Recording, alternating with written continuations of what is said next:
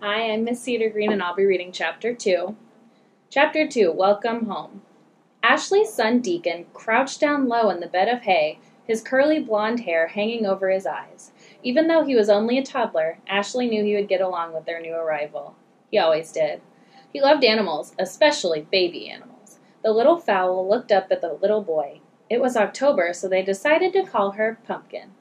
Pumpkin's mom stayed close, even though the door to the pen was closed, and it was clear they weren't going to take Pumpkin anywhere. She was just being protective. Deacon patted the mini horse gently. Her coat was bushy and soft. "She's a unicorn," Deacon said. "Baby Pumpkin Unicorn." Ashley laughed. She had to admit that was a nickname that would probably stick around. Deacon was used to being around horses, but this dwarf miniature horse and her mother must have looked downright magical to him. Miniature horses are less than 34 inches tall, which is less than 3 feet. And dwarf ponies are even smaller. Deacon already towered over Pumpkin. It was clear that Pumpkin was very different from the other horses at the sanctuary. But Deacon didn't see her as different in a bad way. He saw her as different in a positive way. That's why he thought she was a unicorn. He truly believed she was. Others thought Pumpkin was broken, but Deacon thought she was a perfect, fantastical creature. Pumpkin's first month had not been easy. After picking up the horses in Ohio, Ashley drove Pumpkin and her mother directly to the animal hospital near Twist of Fate Farm and Sanctuary. Pumpkin needed immediate attention. They were lucky that Penn Vet's new Bolton Center was so close. The hospital was internationally known for taking great care of large animals like horses, pigs, and sheep. The hospital rested on 700 green acres and looked more like a farm than a hospital, which was not surprising since they helped farm animals. They cared for more than 5,000 creatures each year. The veterinarians went to work on Pumpkin right away by taking x-rays and then adding little splints to the bottom of her legs. That way her hooves could be propped up into the right position. It was a temporary fix, but it let her walk with a little less pain. At the same time, Pumpkin came down with pneumonia, which is an infection of her lungs. It made it hard for her to breathe. It was really scary. Ashley was afraid they'd lose Pumpkin before they could even help her. But the little fowl pulled through. And now, after a 30-day stay at the hospital, she was home. She wasn't even 2 months old yet, but she had been through a lot. While Deacon continued to pet Pumpkin lovingly, Ashley locked eyes with the mother horse. She had decided to call her Thea as a tribute to a border collie she'd loved named Theo. Theo had been her friend Nicole's dog. He was a very special pet, but he had recently passed away. "Thea is like, what is this little human doing to my baby?" Ashley said. As a mother, I get it. People were prodding and poking Pumpkin constantly. Thea didn't like it. Mothers always want to protect their babies, especially from bigger creatures. In this case, humans. But there was no escaping it. Ever since the 2 horses arrived, they had been stuck in a stall. There was no grazing and no going outside. But that was the normal process for a rescue's first few days at the sanctuary. They had to stay separate from the other animals for a short time while they adjusted to their new home, and while Ashley made sure they stayed healthy. Unfortunately, in Pumpkin's case, she had to stay inside for other reasons, too. "I feel like the mean mom," Ashley said to Pumpkin. "It hurts my heart a little bit." She wished Pumpkin could run outside and play with the other animals, but the veterinarian said staying inside would be safest for the little fowl until they decided how they could best help her. Pumpkin didn't really know where she was, but she liked it so far. It looked kind of like the last place, except this place seemed better. There were a pond and green fields. There was also a big cream-colored house with a long driveway, and a cozy pen filled with hay, which was where they were now. Her mom was here as always, but there were a lot more people. They came to say hi to Pumpkin, and they touched her legs. They looked concerned like the last people, but they also smiled and laughed.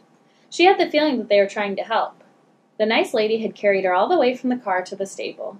That had been really helpful because then her feet didn't hurt. Although she liked it here, she wished she could go outside and look around. She could hear other animals. Wouldn't it be fun to meet them? She wondered what their names were and what they looked like, but all she could see were the walls of her pen and whoever decided to visit her that day. Right now it was a little boy. He was pumpkin-sized and he had wild hair like hers. Pumpkin liked him. He laughed a lot. She licked his boots. "Baby Pumpkin's eating my boot," Deacon said. The fowl was touching the rubber boots with her nose as Deacon sat in the hay with his legs stretched out in front of him. Ashley loved seeing Deacon and Pumpkin nuzzle together. He didn't seem to mind the kisses Pumpkin was giving him. He wasn't scared at all. They're both so sweet and innocent, and I think they just kind of get each other, she thought. Deacon had always been great with animals. Actually, more than great. He was like an animal whisperer. He could pick up his orange and white pet cat, Milo, put him in his lap, and rock him and sing to him.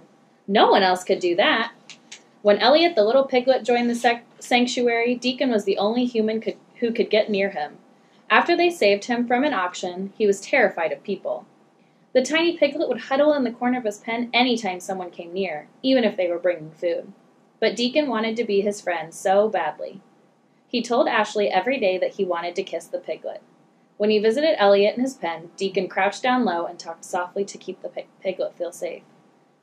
Finally, one day, Deacon's wish came true. He gave Elliot a kiss. "I did it!" he cried out while jumping up and down. It wasn't long before he and Elliot were splashing in the mud together outside. But Ashley's favorite story was about a lamb named William. William was just 2 days old when they rescued him. He was so young that he needed to live in the house with Ashley and Deacon, and he needed to be bottle-fed. As soon as Deacon saw his mom feeding William, he wanted to do it. It was hilarious to see the toddler holding a bottle tightly with both hands while the hungry lamb sucked as hard as he could. Deacon could barely hang on. They soon became the best of friends and trotted around the sanctuary together. Every time William had to go back outside, Deacon would cry. He wanted the little lamb to live in their house forever. He has a huge heart for a little kid, Ashley thought. That was why she couldn't stop taking photos of Deacon with the rescue animals. She shared pictures, videos, and stories with her supporters about how easily Deacon made friends with the babies on the farm. Nothing melted her heart like the way her son adored the animals, and they adored him right back. And the sanctuary supporters loved seeing how sweetly they all got along. Caring for the animals was a full-time job, as was being a mom to Deacon, but Ashley always had fundraising in the back of her mind. The sanctuary was a non-profit organization, which meant it relied on donations from other people. The donations helped pay for food for the animals and for bills from the vet who gave checkups and provided medicine if an animal got sick. Without their help, her business would have to shut down. And then where would these animals go? "Pumpkin, go outside, please," Deacon asked. He wanted to run in the pasture with Pumpkin as he did with William. "Not right now," Ashley said. But she wasn't sure if Pumpkin would ever be able to do that. When Ashley saw her for the first time, she couldn't believe how badly all 4 of her legs were affected. And when she viewed the x-rays at the animal hospital, she knew for sure. Pumpkin's situation was bleak. It was as if her ankles were twisting with each step she took. The miniature horse stood up, but she trembled with each step. It made Ashley nervous every time she tried to move. She wasn't sure how she was going to help this young fowl. Right now, Pumpkin seemed fragile. They hoped the splints would help her legs strengthen on their own, but that didn't seem to be happening so far. What would she tell Deacon? He'd be really disappointed if he could never play outside with his new friend. Ashley had rescued animals long enough to know that not every story had a happy ending. Sometimes, animals couldn't be completely healed, and it was Ashley's job to simply make them as comfortable as possible. Other times, animals were injured so badly or had such terrible diseases that they were in too much pain to go on living. Even if she could help them for only a short time, it was worth it. She helped those animals pass peacefully and with dignity, surrounded by people who loved them. But no matter the sickness or injury, Ashley would be there. Their lives mattered too. So did Pumpkin's. That's the end of Chapter 2.